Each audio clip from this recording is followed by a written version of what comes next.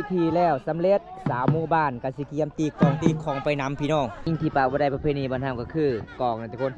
อันนี้แม่นเฮากะปะบ่ได้เด้อพี่น้องไอ้ประเพณีบ้านเฮาเด้บ่ว่าจะเป็นละลายหมู่บ้านมางานระเบิดมื้อนี้ต้องตีกองตีของไปนำอยู่จนสอดแจ้งเนี่ยทุกคน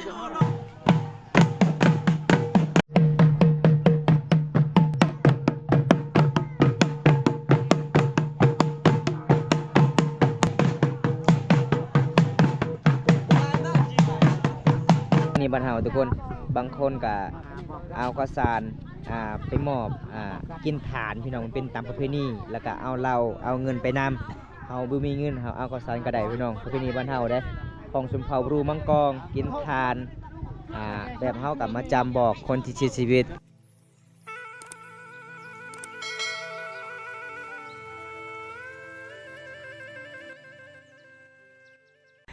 เอาทักทายสวัสดีทุกคนสบายดีบรรยากาศยามตอนบ่ายตอนเที่ยงแล้วทุกคนเลยเมื่อนี้บอมตากะเดินทางหมู่บ้านแกงอะลองคือเก่าทุกคนหลังจากเมื่อวานนี้สาวบ้านแกงอะลองสร้างสะพานไม้ไล่หรือว่าเฮ็ดขั้วไม้ไล่ขามเซละนองความยาว270เมตร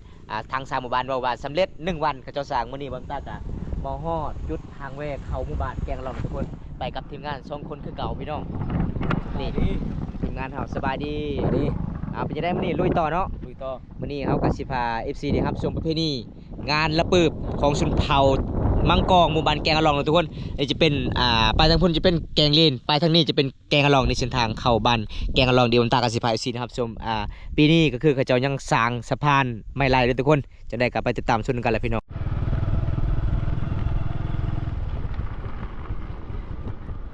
อันนี้จะเป็นเส้นทางที่เฮาไปขามขั้วไม้ไล่สะพานไม้ไล่แกงอะลองเมืองน่องแขวงสวรรณเขตแดนชนบทลาวทำสะพานไม้ไล่ยาวที่สุดในประเทศลาวเฮาก็คือหมู่บ้านนี้ทุกคนความสมัครที่เด็กพี่น้องกระเจ้ากะคันโมเฮ็ดก็คือการไปมามันก็สิลำบากต้องสร้างสะพานพี่น้องเลยตัดด้วยไม้เอาด้วยไม้ไล่ไม้ยังต่างๆแล้วก็มาสร้างสะพานพี่น้องเป็นความสมัครที่ชนบทรูบ้านเฮาหักแพงกันการไปมาสะดวกสบายได้กระเจ้าเริ่มเฮ็ดก็คือเป็นเดือน12แล้วก็ฮอดเดือน6พี่น้องหลังจากฮอดในหน้าพ้นก็คือนำเอาไปก็คือชาวบ้านกาสิมาไปบ่ได้ก็คือข้ามขี่คือบักต่อเด้อทุกคน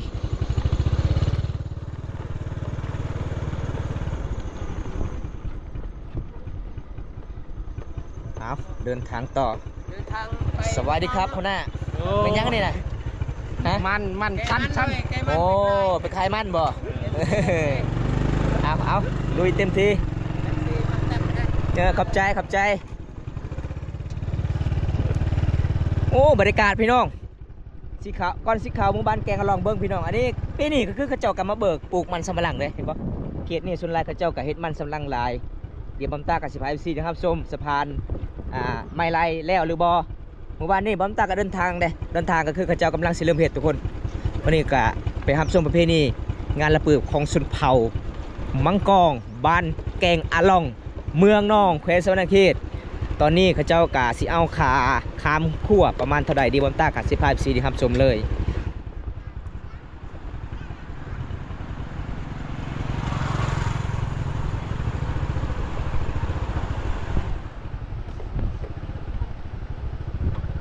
โอ้การไปมาสะดวกสบายเลยเด้อพี่น้องเห็นบ่สุดยอดหลายเลยนี่ก็คือปีนี้คือเฮากะสิได้ไต่เอกพี่น้องสะพานไม้ไล่ขั้วเซลานองเมืองน่องบ้านแกงอะลอง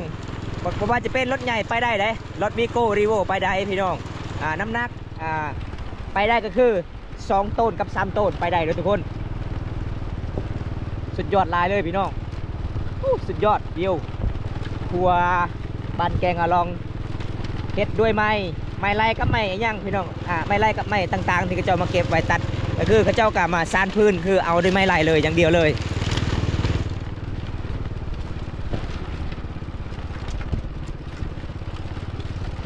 สบายดี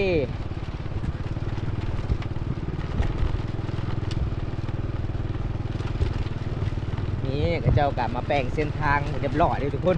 เห็นบ่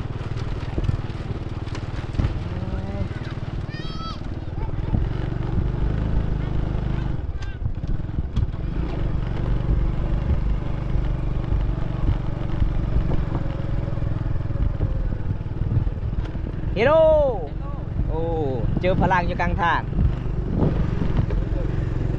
เอานี่หอดแล้วหอดจุดหมายปลายทางเลยเด้อทุกคนบันส่วนไอ้เท่าไรเนาะไป20,000กีบกับไปกับมากะ40กีบ อ๋อ 40กีบเอง ตอนเฮ็ดใหม่ๆเนาะ เฮ็ดใหม่ๆเด้ มือคือ 5,000กิบเหรอหยอกกัน5,000กีบ โดย3,000กิบต่อเที่ยวกลับไปกันมา40,000กิบเนาะไอ้เนาะ เจ้า เอาทุกคนเอากะสิเดินหับชมประเพณีมื้อนี้หมู่บ้านอ้ายเฮ็ดงานแล้วเปิดบ่าย แม่นแหละ อ๋อ เปิดทางไปอยู่สบึก โดยเอาให้เพิ่นใจก่อนกลับจนหน่อยค่อยใจเอาพี่น้องถ้าผู้ใดการไปมาเที่ยวขวดไม่ไล่สะพายไม่ไล่บ้านแกงลองบ้านเฮาก็คือเขาเจ้าก็มาสร้างเด้อทุกคนในปีนี้เนาะเป็นปีสุดท้ายนะไอ้เนาะ จ้ะ เป็นปีสุดท้ายเด้อทุกคนมาครับเที่ยวได้พี่น้องก็คือชนบทบรูบ้านเฮาหมู่บ้านแกงลองก็คือเป็นทะเลท่องเที่ยวหลายเด้อพี่น้องเอ้ยในเมืองนอกเฮาพี่น้องเดี๋ยวมันตากะมาจากเมืองนอกคือเส้นทางนั้นเด้เดี๋ยวมันตากะสิเดินทางต่อพี่น้องประเพณีงานละปึกหมู่บ้านนี้เดี๋ยวมันตาสิพา14ที่รับชมงานละปึกเจ้ามาตีกองตีขอแบบใดประเพณีเวลาคนชีวิตในเขตชนบทสุพรรณบุรีทุกคนเอ้าจะได้กลับไปติดตามชมก่อนสิเข้าหมู่บ้านแกงลองก็จะเป็นบ้านเขาเจ้าตั้งเฮือนติดๆกันเด้อทุกคนเห็นบ่บางคนก็มีเฮือนใหญ่บางคนก็มีเฮือนน้อยเขาเจ้าปลูกกกมะพร้าวต้นมะพร้าวตามหมู่บ้านเลยโอ้สุดยอดหลายพี่น้องชาวบ้านแกงลองเฮาเอกบ่โดนเขาเจ้าก็เฮ็ดบุญกินงะได้มันเป็นตามประเพณีเขต12ของ14ชนเผ่ามังกรเด้อทุกคนเอาเดี๋ยววันตากะสิไปหาทีมงานก่อนโอ้ส่วนหลายเขาเจ้าเอามากระบอกมาขายเด้พี่น้องหมู่บ้านนี่เด้ทุกคนเห็นบ่ไปเฮือนลังได้เขาเจ้าเอามากระบอกมาขายเด้อ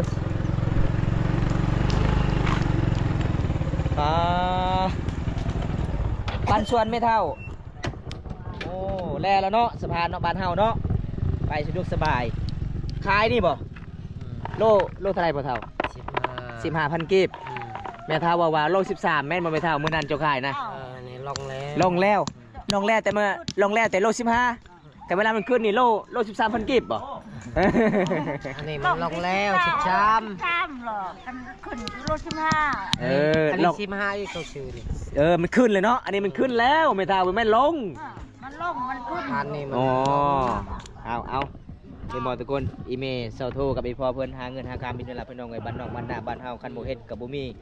เกลือกินปิ้งนัวกินต้องสู่หามักกระบกตามป่าตามดงมาขายระวังทับมือได้ไม่เท่าเว้ยเบิ้งคนตีนี่ป้าไอเมย์โซโทมาฟาดใส่คนตีเนี่ยเดี๋ยวทุกคนเพื่อจะได้มักกระบกมาขาย ถึงมือนี่แล้วเลยฮอดจุดบอลเขาเจ้าทำพิธีงานละปืบเลยทุกคนเลยความตากะเสมากินทานก่อนพี่น้องมาช่วยเขาเจ้าก่อนทุกคนเลยมากินทานกันแต่ประเพณีบ้านเฮากะต้องมากินทานเลยพี่น้องแล้วก็เอาเงินมากินทานแบบเฮากะการเดินทางไปมากก็ขอให้ปลอดภัยพี่น้องบ่ให้เจ็บบ่ให้ไข้เด้อพี่น้องเดินทางกันสบายชีดามชมพี่น้องประเพณีบ้านเฮางานละปืบประเพณีได้ทุกคนเลยอันนี้ก็คือทางสามหมู่บ้านเฮามาละลายคนเนี่ยพี่น้องเขากะสิเกียมทำพิธีเฮ็ดงานละปืบมันเป็นประเพณีบ้านเฮาละลายคนเลยพี่น้องเลยได้ละกลมเด่นนะกะไปไหน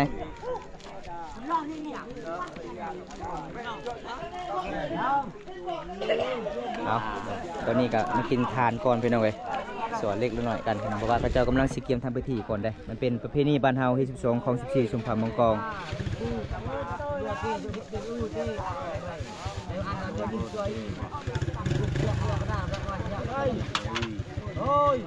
ใจรับฮะเอามันทูทานเลยทุกคนเอามันชวนเราจะดีมีแห้งคนติดเลยใครจะมีทุกคนเลยต้องเป็นนี่เลยพี่น้องประเพณีเลยทุกคนต้องมากินทานก่อน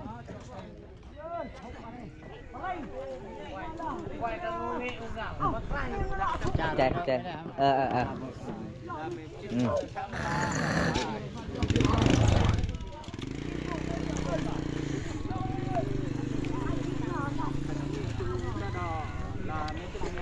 อันนี้มันเขาเจ้ากะทำพิธีตระกูลหมอบ้านเฮาได้ คันเฮาว่าบ่เป็นก็คือเฮาก็มาสูตรบ่ได้พี่น้องแบบคนที่ชีวิตก็คือให้ขึ้นสวรรค์สั้นผ้าไปโดยดีจากไปโดยดีอันนี้คือสำหรับกองเลยกองเวลาเขาเจ้ามาตีประมาณ3กองพี่น้องแล้วก็คลองไปนำตีออมจุดนี่ล่ะพี่น้องมื้ออื่นเช้าแล้วก็เขาเจ้าก็ไปทีมอยู่ปราสาทไปทรงสการเป็นตำเพณีมื้อนี้เขาเจ้าก็มางานได้2 วัน 1 คืนเด้อทุกคนประเพณีบ้านเฮางานระเบิดเดี๋ยวบอมตากับสิพาวิสิครับชมแบบใดแน่เขาเจ้าเฮ็ดงานระเบิดบ้านเฮาก็คือแบบนี้แหละพี่น้องอันนี้มันหม้อแบบมันเป็นโยมทุกคนแล้วก็มักพร้าวเขาเจ้าก็ไปส่งไปทิมส่งสการมื้ออื่นทุกคนเห็นบ่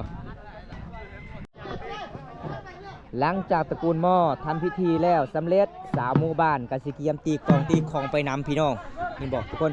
อันนี้แม่นเฮากะปะบ่ได้เด้อพี่น้องไอ้ประเพณีบ้านเฮาเด้บ่ว่าจะเป็นละลายหมู่บ้านมางานระเบิดมื้อนี้ต้องตีกองตีของไปนำอยู่จนสอดแจ้งเลยทุกคนและสำคัญที่สุดเด้อพี่น้องตีกองตีของนี่ก็คือเฮาที่ปะบ่ได้พี่น้องประเพณีบ้านเฮาเด้อทุกคน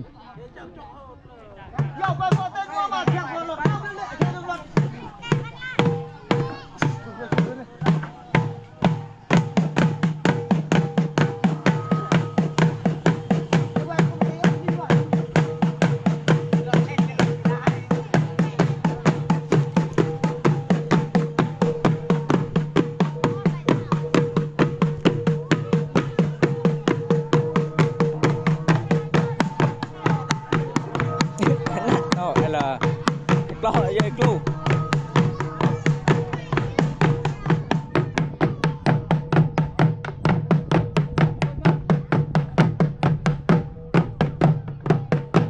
บางคนก็ตีข้อบางคนก็ตีกอกเลยเห็นบ่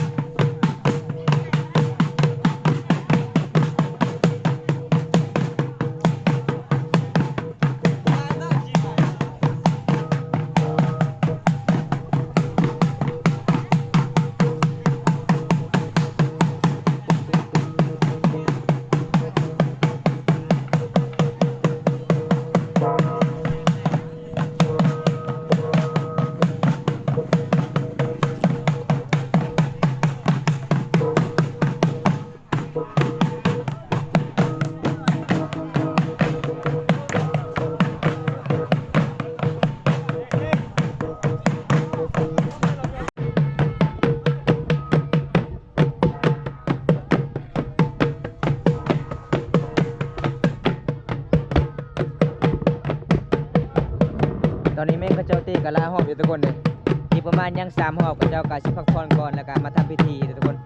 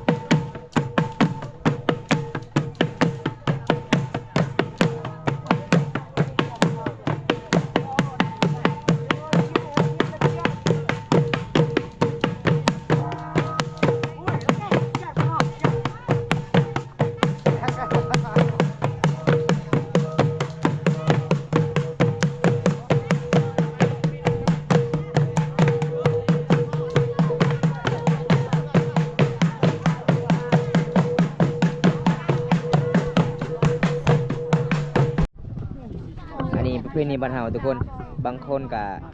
เอาข้าวสารไปมอบ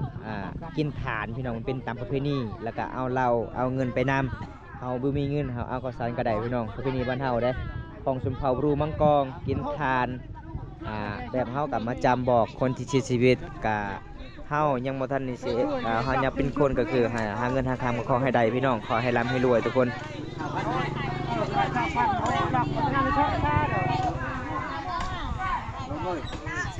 ข้าวพันธุ์เลยล็อกงานแล้วเขาช่วยเมื่อเลยโอเคเจอที่ได้ช่วยเมื่อครับข้าวนี้ไปต่อเลย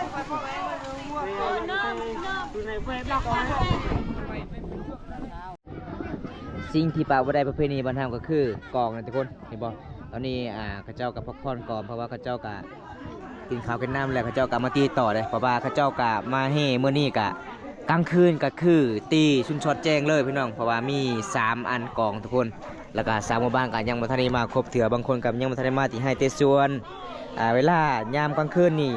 ทั้ง3หมู่บ้านก็คือนั่งเผาจุดนี้เด้มันเป็นประเพณีบ้านเฮาพี่น้องฮักแพงกันเงินคำซ้ำเก็บบ่มีแต่ให้งานเนาะพี่น้องอันนี้ก็คือใหญ่เพิ่นเวลาเขาเจ้ากินทานใหญ่เพิ่นก็จดสมมุติว่าเจ้าซอยเท่าใดไอ้เพิ่นก็จดไว้พี่น้องเวลา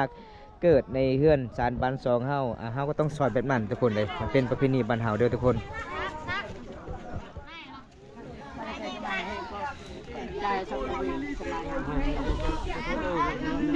รับเราได้สิกระถูกเองกันคนเลยกระถูกลงมาที่